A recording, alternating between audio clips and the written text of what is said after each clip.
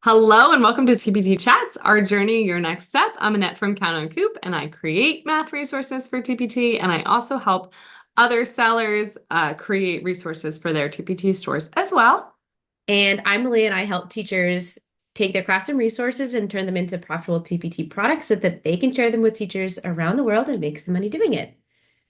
Love that. Love that. We are going to be talking today about how we find ideas, coming up with ideas for our TPT products in our TPT stores. So let's start with, I don't know, where do you get the inspiration from to make a product? Well, I think first of all, if you're starting out on TPT, you don't have to create anything. Why reinvent the wheel? If you're already creating things for your classroom and you're creating things for your students because you couldn't find it on TPT or you couldn't find it in your curriculum, that's a great reason to just put up those resources on TPT. You know, if there's a need by you and you can't find it, so you have to create your own solution, chances are there's going to be a lot of other people or teachers doing the same exact thing and they need your resource. So just put it on TPT. Yeah. I think that's a great start. That's how I started is Oh I yeah. needed it for my classroom. I might have looked and saw, oh, I could create something similar to that to use in my classroom, or I need a cool review or something like that. So Yeah. I think that's a great way to start when you're really first starting. Yeah, that's what I did. I just started putting up all the stuff that I made for my students, just figuring it would help someone else. It doesn't have to be like the most unique thing out there, right? If you're creating it for your students and it's just a little different than what's already out there and it helped and benefited your students or it saved you time in your classroom, chances are people are also looking for that. Um, But there are times when you're like, I don't know what to create anymore for my students. Or, I don't know what to create to put in my TBT store anymore. So I know you and I both kind of hit those walls sometimes, Mhm. but when I kind of am hitting that wall, I like to think about, uh, I am more of the evergreen type of resource. I am the resource that you can buy all throughout the year whenever you're teaching it. I'm not like the seasonal seller, but I just run through the standards and I'm like, okay, did Mhm. I create a resource that matches that standard? I actually have like a giant uh, Google sheet that has pretty much all the standards. I have it set by like topic for the algebra one, and then I have one for algebra two. And then each column is like the type of resource that I like to create, or I already have a template for. And then I just check the box if I've already created it. So if I'm like, okay, I don't know what to do, I look through the list and I'm like, okay, well, I know teachers are about to be teaching, concept X the next few months. Did I already create all the things for it? If not, that's probably what I'm going to do. Uh, because we all have long lists of things we want to create. It's just Yeah. getting to that point. I'm laughing because we are like total opposites. You start with the standard, and I think your store is different than mine too because you like create notes and you create like things that they can use to actually teach the topics as well, right? Hmm. So in my store, it's all like you've taught it, this is a cool way to review. You've taught it, this is a cool way to review, you know? Hmm. Um, but nah, I forget where I was going with that. So that when I come up with a like kind of resource idea, I go through the entire year and create a similar resource for each of the standards. So then I'll go to the standards after I think of the way to review.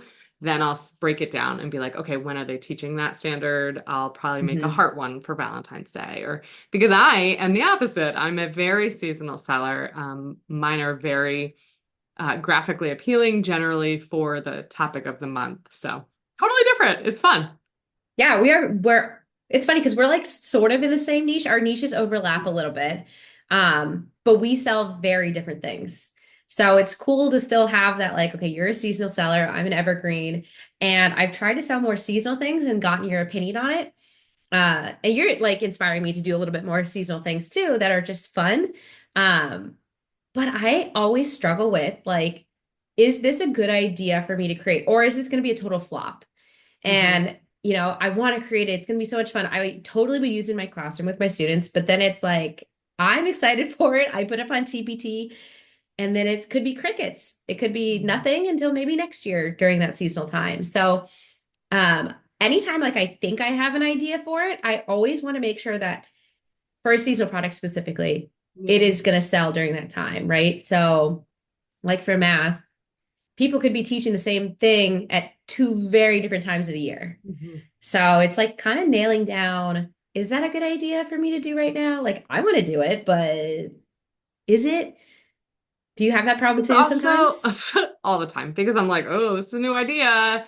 But I think you kind of, well, at least for me, I start to go where the sales were, right? Hmm. I did not start out as a bulletin board creating TPT seller. Like that actually wasn't where I started. But as I started to get more and more sales with like the graphically appealing bulletin boards, I was like, well, this is where I'm going, this is what I'm doing Yes. with it. I'm going to be the creative review. That's kind of where I am.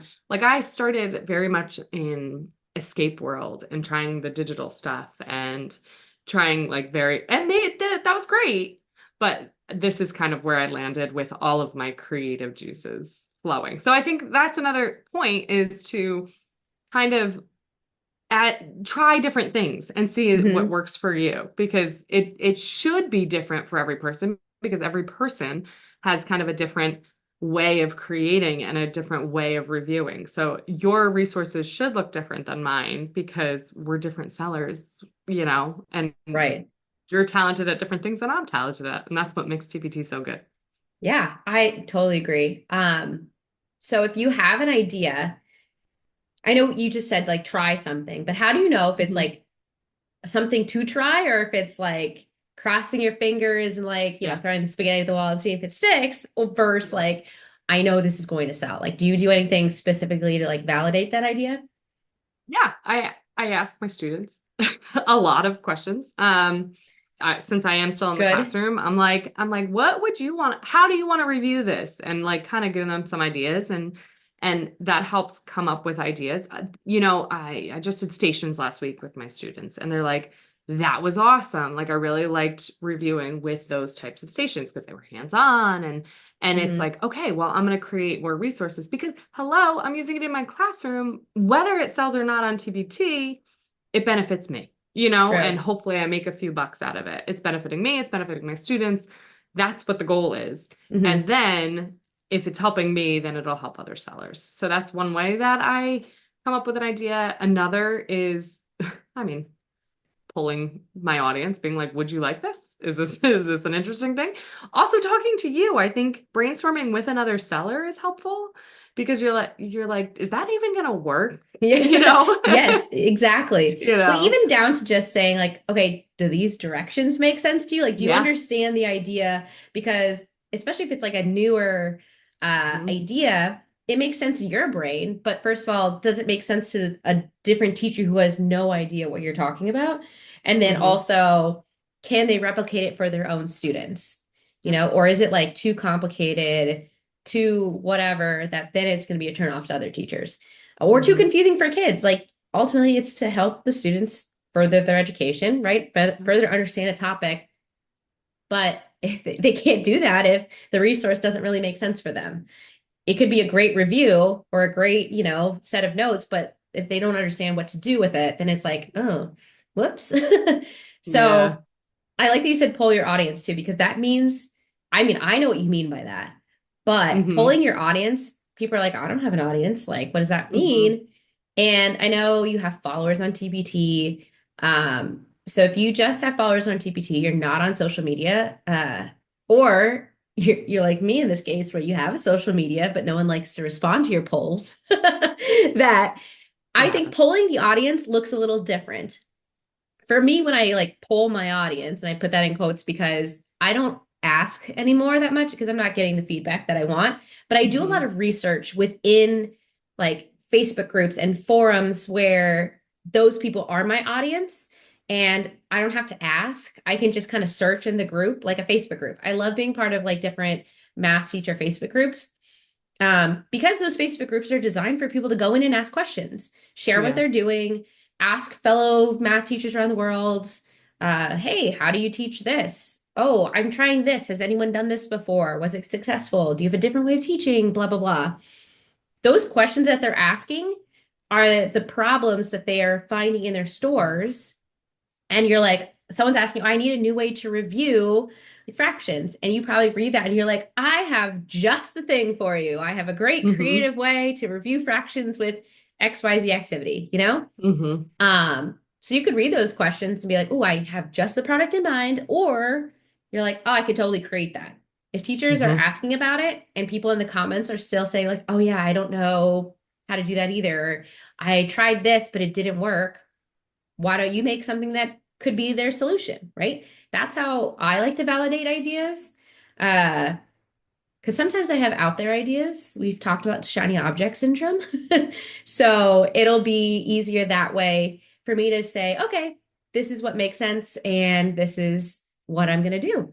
So, Annette, what strategies help you like keep that creativity going and the ideas for product creation going? First of all, that's a great idea to look in Facebook groups for questions because, yeah, it's great, especially if you don't have an audience. So I'm just saying, great idea. Also, what strategies? I plan out for the year. So that's one of the things that I really sit down and have like a creative space to come up with ideas and make sure I always have something like in the running. So that way, when I am in a slump, there's an idea out there that I can use.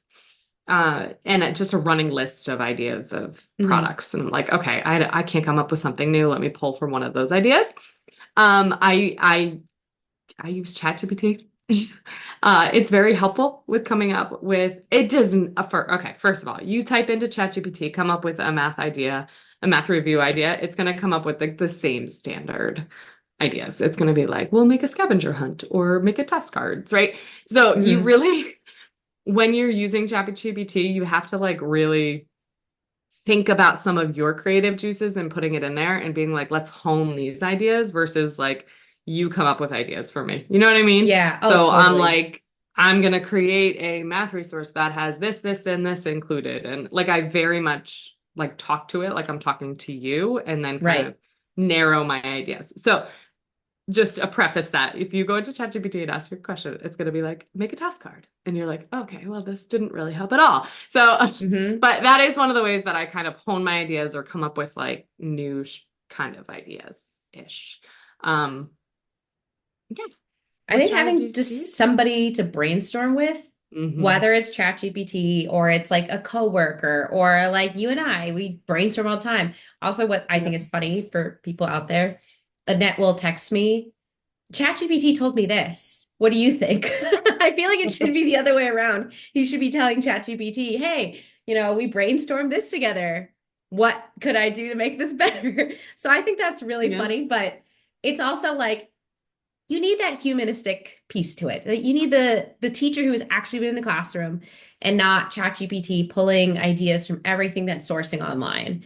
Yeah. Um, but brainstorming, 100% something I do, whether it's myself.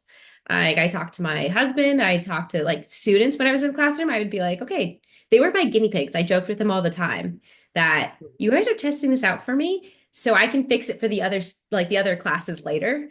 And then I just would tweak it for TPT, really. It's like, oh, those Mm-hmm. directions were too hard. Oh, that question didn't have the right setup here.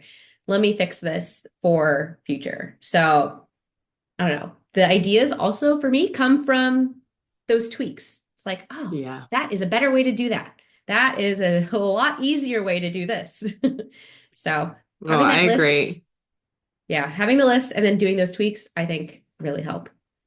ChatGPT is a new thing, by the way. Like, this is not something that I've got sources with. This is like a new thing that I'm trying out because whatever. I'm just letting you know that Yeah, I feel it's like this is only the past like couple of months that you've really months. like dove into it. And Yeah. like, well, and you So have the most, pro version, yeah. right? So I Hmm. think it gives better brainstorming responses for Yeah. sure. The majority of my resources were all brainstorming with other humans Yeah. like you and some other TPT sellers. But also, I brainstormed with, so when I worked at another school before I worked where I work now, I worked with a team of 5 teachers. So we were all teaching the same like topics and things like that. And that was really helpful to be like, okay, well, this is a poll of five different teachers that have Wow. five different, sets of students. And it was like, is this going to work in your classroom? Yes or no? You have a different population of students. Is this going to work in your classroom? And that was really helpful. Or is this worth our time? I think is another kind That's a of great idea. question. Because it's like if does it take too long to create or does it take too, is it Yeah. worth the math time? Because your time is so limited that it's like it has to be, worth the time in the classroom. So it's another way to brainstorm, come up with ideas, think about whether your resources are going to sell or if they're worthwhile to other teachers. Yeah, that's a great point to bring up about the time. Like we have great ideas and then it's like, oh, this would Hmm. be really cool. And then if we add this and then do that, and then it's like, oh, that's going to take a long time to create. Hmm. Is it enough time in the classroom too? Is it going to take them Yeah. weeks? Is it going to take them days? Is it going to take them like, the 1 hour block that you have? So yeah, kind An of. hour, 40 minutes. Oh, sorry. I had blocks. I had an hour and a half. So I needed it to last at least an hour and a half. Yeah, But true. pulling those ideas and then kind of, getting really excited, but then bringing it back down of like, Hmm. how can I actually execute this? Can I do it a different way where it's not as lofty and more doable? You Hmm. know? Yeah. Yeah. I think in summary, I think different ways to come up with ideas is like talking to teachers. What do you use in your classroom? Right? How Hmm. could you make that more creative, maybe? Maybe if you use something in your Oh, yeah. classroom, is there a way to like, spice it up a little bit to make it different out there? Using Facebook groups to review the questions, maybe using ChatGPT if you're willing to try it, or yeah, trying it out in your own classroom. I think those are all really great ways to find inspiration for new resources. Yeah. So if you guys are watching this and have other ways of coming up with new ideas, we'd love to hear them because we might need some new ideas or new ways to come up with new ideas. So feel free to DM us or send us an email, and we will see you in the next episode.